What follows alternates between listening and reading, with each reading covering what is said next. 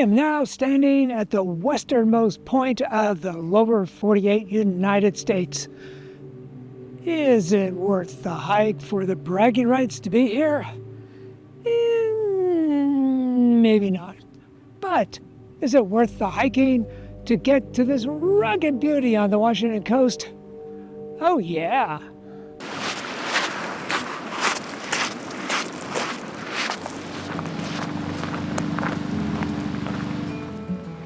We start from the parking lot near Lake Ozette. Directions to the trailhead are in the description. We first cross Ozette River, which drains out of the lake and into the ocean just a few miles away. After a few minutes of hiking, we come to a junction with a minor decision to make. Okay, we have a choice. Heads, we go clockwise to Sand Point, or tails, we go to Cape Alava and counterclockwise. And the answer is heads. Because this is a loop hike, either way is fine. There's no advantage to one route over the other.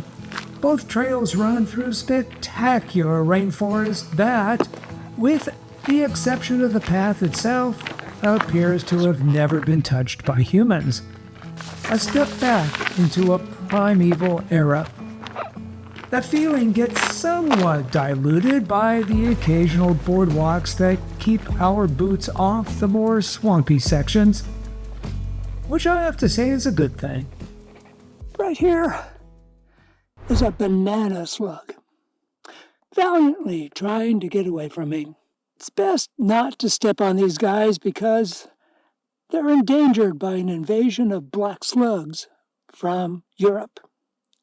Now, as far as their place in nature, banana slugs are the second largest slug in the world, reaching sometimes as much as 10 inches long.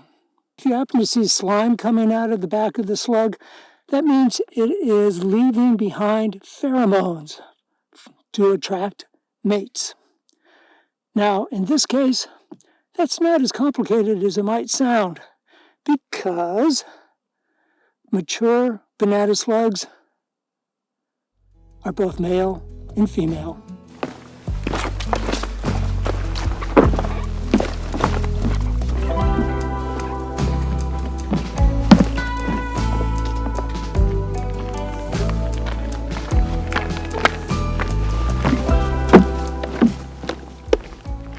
The walking rumbles along the boardwalk and gravel path for 3 miles and lands at a rocky beach just north of Sand Point.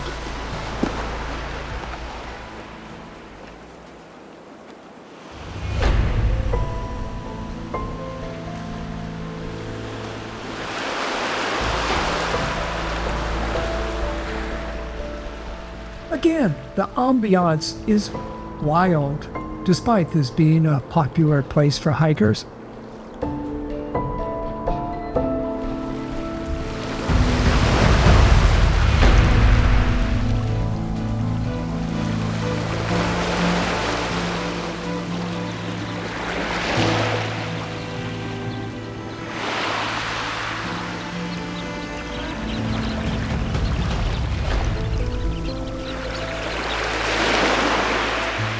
Once on the sand, we turn right or north and start on a fairly easy walk to Cape Alava, 3 miles away.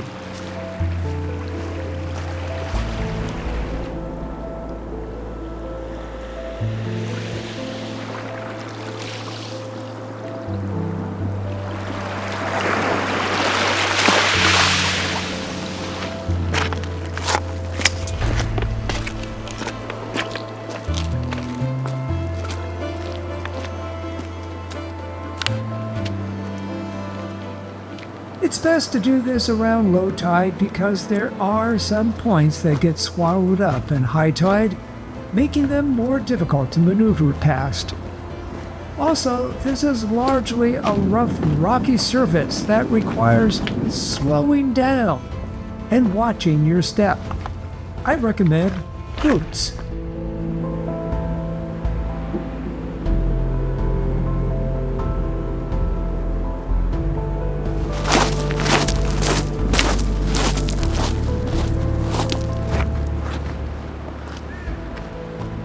I've now gone about 1.9 miles north of Sand Point, and I come to Wedding Rocks.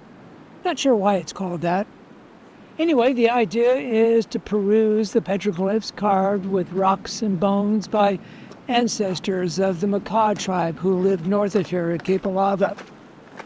They're believed to be 300 to 500 years old, and I've been told there are 54 petroglyphs altogether, although all the times I've been here, I've never actually counted them.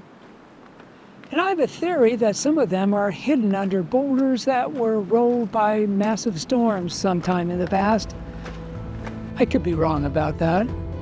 From here, the way gets rockier, more rugged as we approach Cape Alava. Somehow, the garbage that washes ashore from somewhere out there feels less like litter and more like little treasures.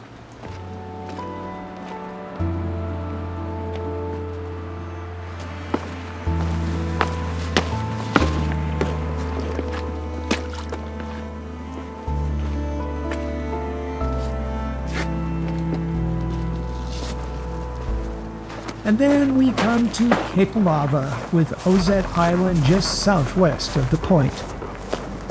If you've ever had dreams of doing a long-distance trail, well, Cape Alava, being the westernmost point of the conterminous U.S., is also the terminus, appropriately enough, of the 1,200-mile Pacific Northwest Trail, which starts at Montana in the Continental Divide.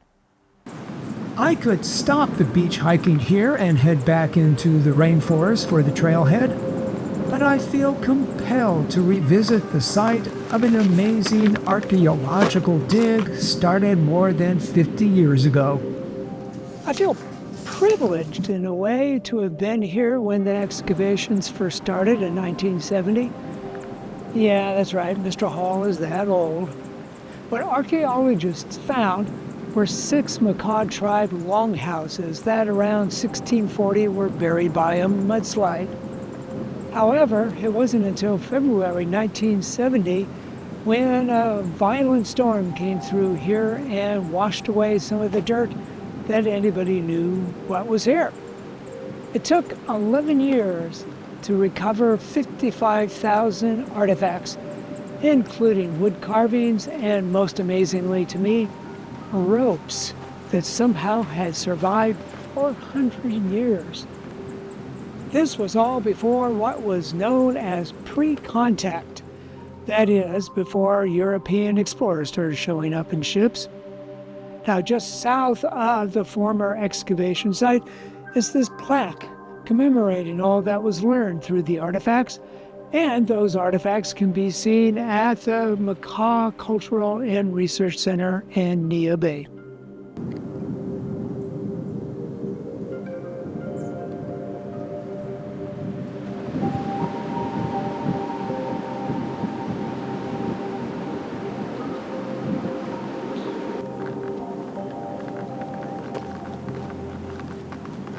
It's about a quarter-mile walk back to a trail marker that takes us again into the forest.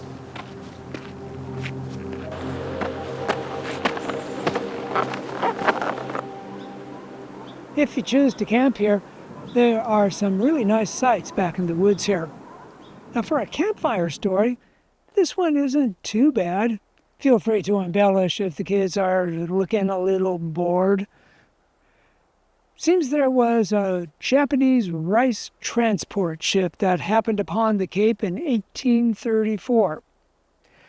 It was a little off course, considering that it was supposed to be delivering the rice to Edo, Japan.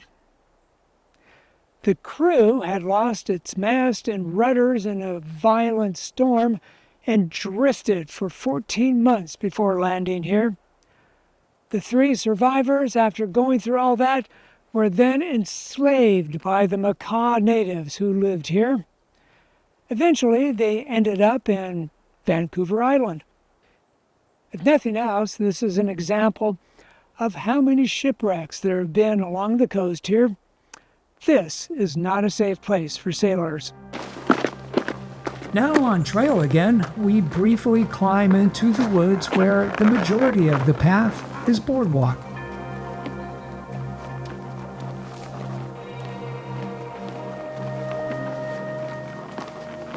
Along the way, we come across Ångström's Prairie, which was named after two Swedish immigrants who grew vegetables, cattle, and sheep on 160 acres here, a little less than a century ago. Now, if you do a little digging, you might be able to find directions to their homestead. I did, and I found it. But I almost got lost in the process, so be careful. From the prairie, we have about a mile or so left before returning to the trailhead. It was a good hike.